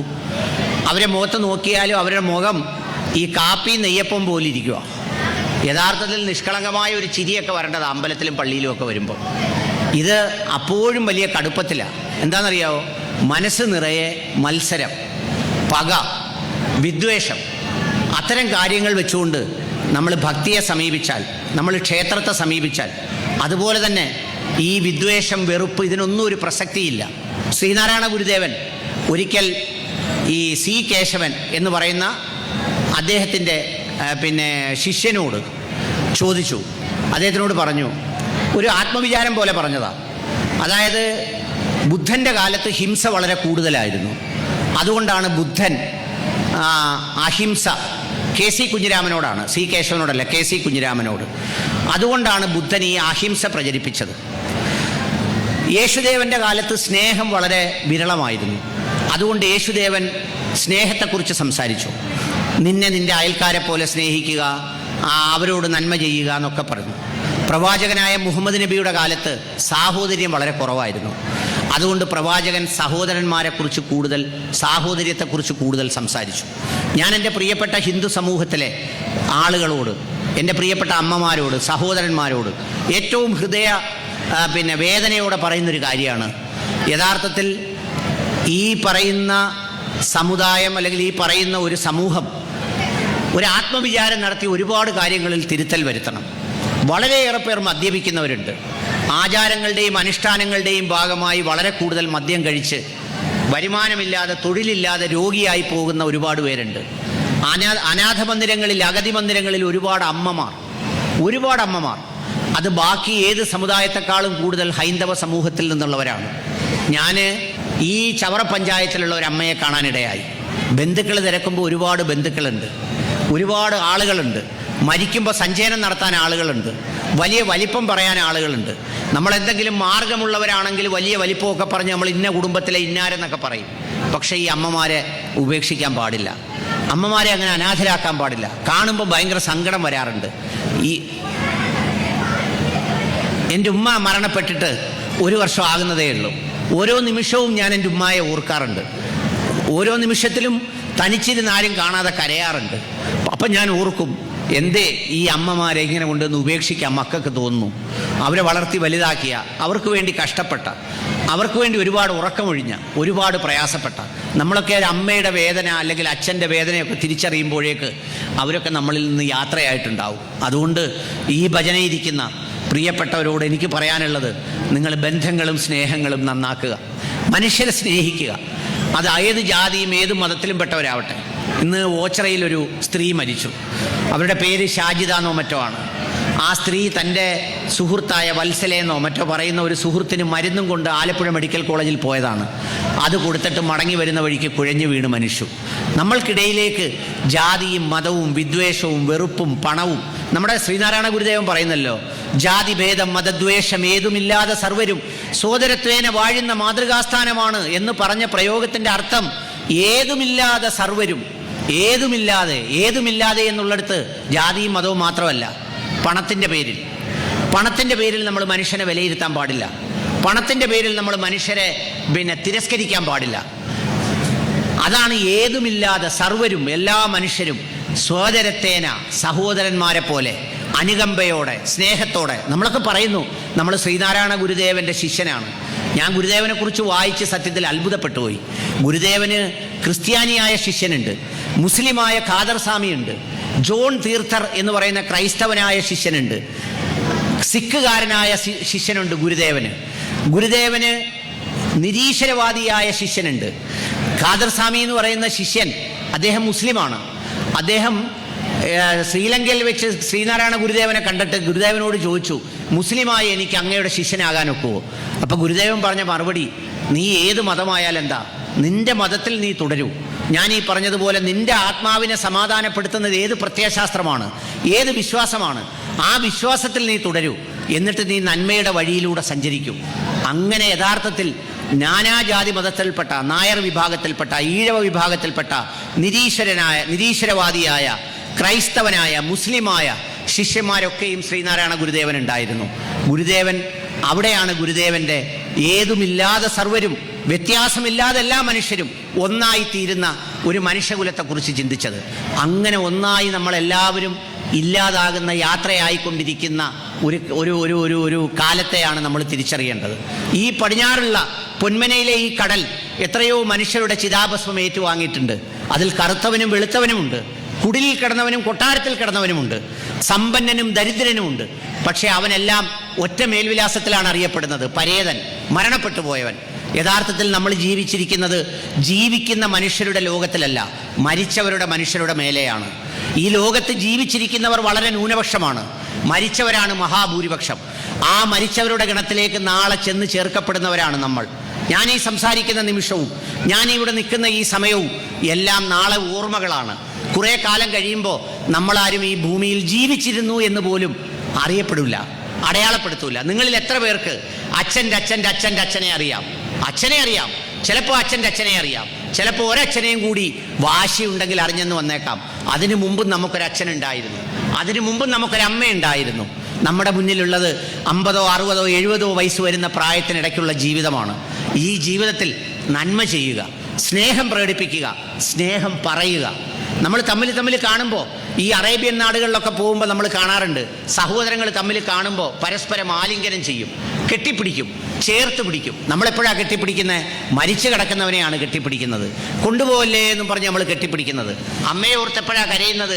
ബലിയിടാൻ തോർത്തുമായി കടൽ തീരത്ത് പോയിട്ട് തിരിച്ചു വരുമ്പോൾ എല്ലാ മനുഷ്യരുടെയും കണ്ണുകൾ നിറഞ്ഞിരിക്കുന്നത് കാണാറുണ്ട്. പക്ഷെ ജീവിച്ചിരിക്കുമ്പോൾ ആ അമ്മയ്ക്ക് ഒരു മിഠായി വാങ്ങിക്കൊടുക്കാൻ നമുക്ക് കഴിഞ്ഞാൽ, എന്തെങ്കിലും ഒരു മധുരം വാങ്ങിക്കൊടുക്കാൻ കഴിഞ്ഞാൽ, എന്നിട്ട് പല്ലില്ലാത്ത ആ മോണ കാട്ടി ചിരിക്കുമ്പോൾ അത് നോക്കി ഇരിക്കാൻ നമുക്ക് ഭാഗ്യം കിട്ടുമെങ്കിൽ ആ നിമിഷമാണ് ഏറ്റവും ഭാഗ്യത്തിൻ്റെ നിമിഷം. അത് നഷ്ടപ്പെട്ടവനാണ് ഈ ഭൂമിയിൽ ഏറ്റവും നഷ്ടപ്പെട്ടവൻ. യഥാർത്ഥത്തിൽ ആരാണ് ദരിദ്രൻ എന്ന് ചോദിച്ചാൽ ഞാൻ പറയും, സ്നേഹിക്കുന്ന അമ്മയെ നഷ്ടപ്പെട്ടവനാണ് ഈ ഭൂമിയിലെ ഏറ്റവും വലിയ ദരിദ്രൻ. അതിനേക്കാൾ വലിയൊരു ദരിദ്രനില്ല.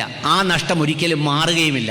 അതുകൊണ്ട് എന്നെ കേൾക്കുന്നവർ ജീവിച്ചിരിക്കുന്ന അമ്മമാരുമായി എന്തെങ്കിലും പ്രയാസങ്ങളോ പ്രശ്നങ്ങളോ ഉണ്ടെങ്കിൽ ദയവായി നിങ്ങളോട് ഞാൻ സാറിന് പറയുമല്ലോ, ഈ കാലിൽ തൊട്ട് അപേക്ഷിക്കുന്നത് സ്നേഹബന്ധങ്ങളെ മുറിക്കരുത്, കുടുംബ ബന്ധങ്ങളെ ചേർത്ത് വെക്കണം. അതൊന്നും നമുക്ക് തിരിച്ചു കിട്ടുന്നതല്ല, അതൊക്കെ ദൈവം ചേർത്ത് തന്നതാണ്. നമ്മൾ ഓർക്കണം, ഒരേ ഗർഭപാത്രത്തിൽ നിന്ന് മുമ്പും പിറകുമായി ജനിക്കുന്നു. ആ ജനിക്കുന്ന ബന്ധം മുറിക്കാനൊക്കില്ല. ഭാര്യ ഭർത്തൃബന്ധം നമുക്ക് മുറിച്ചു കളയാം, കുഴപ്പമില്ല. അതിന് നമുക്ക് മൊഴി ചൊല്ലാം, വിവാഹബന്ധം ഏർപ്പെടുത്താം. പക്ഷേ സഹോദര ബന്ധം അങ്ങനെ കഴിയില്ല. ഇപ്പോൾ ഞാൻ പറഞ്ഞല്ലോ, എനിക്ക് ഉമ്മ നഷ്ടപ്പെട്ടു. ഞങ്ങൾ 7 പേരുണ്ട്. ഇപ്പോൾ എന്തെങ്കിലും ഒരു കാര്യം വരുമ്പോൾ ആദ്യം തന്നെ നമ്മൾ ഫോൺ എടുത്ത് വിളിക്കാറുണ്ട്. അത് വേറൊന്നും കണ്ടല്ല, നമ്മളെ ഓർമ്മിപ്പിക്കാൻ ഒരമ്മ വീട്ടിലില്ല എന്ന ചിന്തയുണ്ടല്ലോ, അത് നൽകുന്ന ഒരനാഥത്വമുണ്ട്. ആ അനാഥത്വം വളരെ വലുതാണ്. അതുകൊണ്ട് നമ്മൾ ഭക്തിയുള്ളവരായി, അമ്പലത്തിൽ ഭജനയിരുന്നവരായി, പൂജ നടത്തിയവരായി, ശബരിമലയിൽ എല്ലാ കൊല്ലവും പോകുന്നവരായി ആയിക്കോളൂ. അതൊക്കെ ബാഹ്യമായ ആചാരങ്ങളാണ്, അനുഷ്ഠാനങ്ങളാണ്. പക്ഷേ മനസ്സിൻ്റെ ഉള്ളിൽ സ്നേഹം, നന്മ, നമ്മുടെ ഉള്ളിലുള്ള ആ ഭാവം, അതിനെ സംബന്ധിച്ച് ഒരാത്മവിചാരം നടത്തണം. അതിനുള്ളൊരു വേദിയായി ഈ ഭജന മാറട്ടെ എന്നും അതിനുള്ളൊരു സന്ദർഭമായി എൻ്റെ വാക്കുകൾ ഉപകരിക്കട്ടെ എന്നുമാണ് എൻ്റെ ആഗ്രഹം. അങ്ങനെ ഒരാളെങ്കിലും തൻ്റെ അമ്മയോട്, തൻ്റെ സഹോദരങ്ങളോട്, തൻ്റെ സഹജീവികളോട്, മനുഷ്യരോട്, ഗുരുദേവൻ പറഞ്ഞത് മനുഷ്യൻ ഏത് ജാതിയാണെന്ന് ചോദിച്ചപ്പം ശ്രീനാരായണ ഗുരുദേവൻ പറഞ്ഞത് ജീവജാതിയാണെന്നാണ്. ജീവജാതി.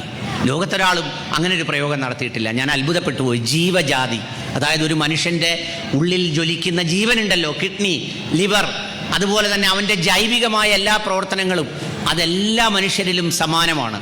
രക്തം വേണമെന്നും പറഞ്ഞ് ബഹളം വെക്കുമ്പോൾ ഓടിച്ചെന്ന് രക്തം കൊടുക്കുന്നവരാരും ജാതി നോക്കാറില്ല. നമ്മുടെ മുന്നിലൂടെ പോകുന്ന ഒരു വാഹനാപകടം ഉണ്ടാകുമ്പോൾ അയ്യോ എന്ന് നമ്മൾ അറിയാതാക്കി പോകും. എന്താണ്? നമ്മുടെ ഉള്ളിലെ ആ ജീവൻ എന്ന് പറഞ്ഞ ജീവജാതി എന്ന് പറയുന്ന ആ മഹാഗണത്തിൽ വരുന്നത് കൊണ്ടാണ്. അതുകൊണ്ട് ആ ഗുരുദേവനൊക്കെ മഹാഋഷിയായിരുന്നു, മഹാഋഷി. സാധാരണ എല്ലാവരും സന്യാസ ദീക്ഷ വാങ്ങിക്കാറുണ്ട് ആരെ കയ്യുന്നെങ്കിലും. ഞാൻ ഗുരുദേവനെ കുറിച്ച് പഠിച്ചപ്പോൾ സന്യാസ ദീക്ഷ വാങ്ങിക്കാത്ത സ്വയംഭൂവായ ഗുരുവാണ് സാക്ഷാൽ ഗുരുദേവൻ. കാരണം സന്യാസ ദീക്ഷ വാങ്ങിച്ചാൽ പിന്നെ ആ ദീക്ഷ വാങ്ങിക്കുന്ന ആളിൻ്റെ എല്ലാ തത്വങ്ങളും പിന്തുടരേണ്ടി വരും. പക്ഷെ അതുകൊണ്ട് സന്യാസ ദീക്ഷ വാങ്ങിച്ച ആളല്ല ഗുരുദേവനെ ഒരു സമയത്ത് ഈ തടി കസേരയിൽ നിന്ന് മാറ്റി മറ്റൊരു തറയിലിരിക്കാൻ ആവശ്യപ്പെട്ടപ്പോൾ ഗുരുദേവൻ മാറിയിരുന്നിട്ട്, വിദ്യാർത്ഥിയായ ഗുരുദേവനാണ്, ക്ലാസ് ടീച്ചറോട് ചോദിച്ചത്രേ, ഈ വായു എനിക്ക് ബാക്കിയുള്ളവർ ശ്വസിക്കുന്നത് പോലെ ശ്വസിക്കാവൂ എന്ന് പറഞ്ഞാൽ ഈ ഉയർന്ന ജാതിക്കാരൻ ശ്വസിക്കുന്ന വായു എനിക്കും ശ്വസിക്കാവോ എന്ന് ചോദിക്കുന്ന അത്രയും ഗഹനമായ ചിന്തകളുടെ ഉറവിടമായിരുന്നു. ആ മണ്ണിലൂടെയൊക്കെ, ആ ഓർമ്മകളിലൂടെ, അവർ ശ്വസിച്ച വായുവിലൂടെ, ആ പ്രതലത്തിലൂടെ നടന്നു പോകുന്ന നമ്മൾ ആ ഓർമ്മകൾ ചേർത്ത് വെച്ച് നന്മയുള്ളവരായി തീരുക. ഫിഫാക്ക് എന്ന് പറയുന്ന ഈ കൂട്ടായ്മയാണ് എന്നെ പ്രസംഗിക്കാൻ വിളിച്ചത്. ഞാൻ ആവുന്നതും അത് ഒഴിവാകണം, മാറണം എന്ന് തീരുമാനിച്ചതാണ്. പക്ഷേ അവരുടെ നിർബന്ധത്തിന് വഴങ്ങി പ്രിയപ്പെട്ട ദിനേശും സജിത്തും ഒക്കെ നിർബന്ധിച്ചതുകൊണ്ടാണ് വീണ്ടും എത്തിച്ചേരാൻ കഴിഞ്ഞത്. പറഞ്ഞത് നന്മയാണെന്ന് വിശ്വസിക്കുന്നു. എന്തെങ്കിലും പക്വതക്കുറവോ അല്ലെങ്കിൽ മറ്റേതെങ്കിലും സംഭവിച്ചു പോയിട്ടുണ്ടെങ്കിൽ പൊറുക്കണമെന്നും എൻ്റെ മാതാപിതാക്കൾക്ക് വേണ്ടി പ്രാർത്ഥിക്കണമെന്നും അഭ്യർത്ഥിച്ചുകൊണ്ട് നിങ്ങളെ കാണാൻ കഴിഞ്ഞതിലുള്ള സന്തോഷം രേഖപ്പെടുത്തിക്കൊണ്ട് ഞാൻ എൻ്റെ വാക്കുകൾ അവസാനിപ്പിക്കുന്നു. നന്ദി, നമസ്കാരം.